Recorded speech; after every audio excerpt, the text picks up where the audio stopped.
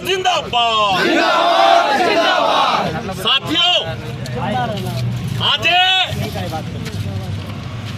साबरकांठा जिल्ला અને અરવલ્લી જિલ્લાના મોટા ભાગના પશુપાલકો સાબર ડેરી સામે પ્રદર્શન કરીને આજે આવેદન પત્ર આપવાના છે અને આવેદન પત્ર કેમ આપવું પડ્યું એ પણ તમને બધાને ખબર છે। આ સાબર ડેરી અને એમાં ઘૂસેલા સહકારી માફિયાઓ એમની મલાઈ તારવવા માટે પોતાના મન ફાવતા કાયદા બનાવે છે અને એમાંય પણ જે ભાજપના પ્રચારથી ભાજપના નામથી જે ભાજપિયા અંદર ઘૂસી ગયા છે એમણે આ સાબર ડેરીનો સત્યાનાશ વાળ્યો છે। સાબર ડેરીના તમામ પ્રકારના રૂપિયા આપણા રૂપિયા આ લોકો ક્યાં ઉડાડે છે? કોઈ વખત મોદી સાહેબનું સ્વાગત કરે છે, કોઈ વખત ભૂપેન્દ્ર પટેલનું સ્વાગત કરે છે અને ખોટે ખોટા ખર્ચા કરીને આપણા તમામ પૈસા આ લોકો વાપરી ખાય છે। તમે જાણો છો કે ચેરમેન બનવા માટે, ડેરીના ડિરેક્ટર બનવા માટે, મત ખરીદવા માટે આ લોકો લાખો રૂપિયા ખર્ચીને પોતાનો મત ખરીદીને એ લોકો ચૂકાય છે। કોઈ વખત તો પ્રતિસ્પર્ધી ઉમેદવારને લાખો રૂપિયા આપીને બેસાડીને હમણાં દિનેશભાઈએ કીધું એમ બિનહરીફ થવાનું આવે છે। આ લોકો સાબર ડેરીમાં નોકરી માટે લાખો રૂપિયા, ભલે જ્ઞાતિવાદની વાત કરતા હોય પણ પોતાના જ્ઞાતિના માણસો પાસેથી પણ લાખો રૂપિયા ઉઘરાવે છે।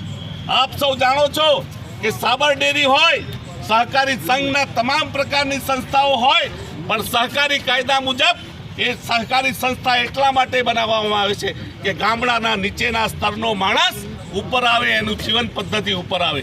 પણ આ લોકો સહકારી માફિયાઓ એવા ઘૂસી ગયા છે કે આપણા જીવન સ્તરને ઊંચું લાવવા માટે એ લોકો કશું કરતા નથી।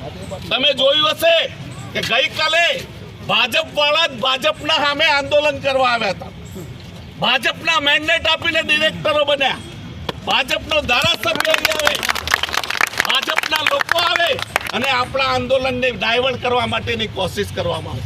કાલે કુલડીમાં ગોળ ભાગ્યો છે,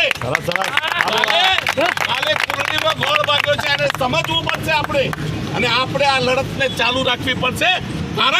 કારણ કે આ તમામ ભ્રષ્ટાચારીઓની ગંગોત્રીમાં હાથ ધોવા માટે, ભ્રષ્ટાચારની ગંગોત્રીમાં નાહવા માટે એ લોકો પ્રયત્ન કરી રહ્યા છે। જે માણસ કાલે અહીંયા આવીને વાત કરતા હતા એમણે મેન્ડેટ માંગ્યો હતો ડેરીમાં ડિરેક્ટર થવાનો, પણ ભાજપવાળાએ નહોતો આપ્યો એટલે એમને પેટમાં દુખે છે, એમને ડિરેક્ટર થવું છે। આ વહેતી ગંગોત્રી, ભ્રષ્ટાચારની જે ગંગોત્રી છે ડેરીની, એમાં હાથ ધોવા છે પણ એમનું આ પ્રયત્ન નથી થયો એટલે પશુપાલકોને જેમ સમાજને પગથિયું બનાવીને ધારાસભ્ય બની ગયા એમ ડેરીના પશુપાલકોનું પગથિયું બનાવીને એમને ડિરેક્ટર બનવું છે। એટલા માટે આ બધું આપણે સમજવું પડશે। ફક્ત ભાવફેરનો સવાલ નથી, ભાવફેર તો ગયા વખતે એમણે ચૂકવી આપ્યો તો 36 કરોડ, પણ શું છે, આપણે સત્તામાં ભાગીદારી કરવાની છે। આ લોકોની માટેની સંસ્થા છે અને લોકોની સંસ્થામાં આપણે ભાગીદારી કરવાની છે। ભાગીદારી એટલા માટે કે આપણે આ પ્રકારના જે ભ્રષ્ટાચારી વહીવટને દૂર કરવાનો છે।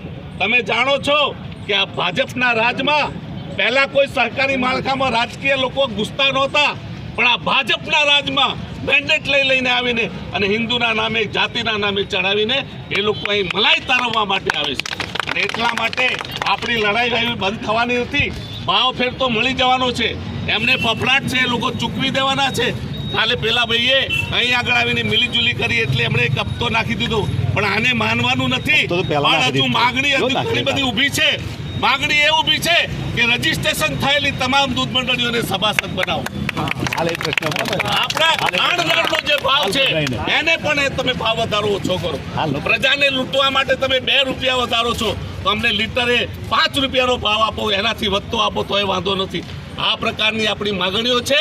આપણે આવનારા સમયમાં જબરજસ્ત લડત કરવાની છે। નાત, જાત, કોમ, ધર્મના ભેદભાવ સિવાય દરેક માણસ પોતાનું ઝંડો બેનર લઈને આવે, પણ આ સહકારી માફિયાઓને એમની સત્તામાંથી ઉતારવા માટે, એમની ખુરશીમાંથી ખેંચી લેવા માટે આપણે પ્રયત્નો કરવા પડશે। ઇન્કલાબ જિંદાબાદ, ઇન્કલાબ જિંદાબાદ, ભારત માતા કી જય।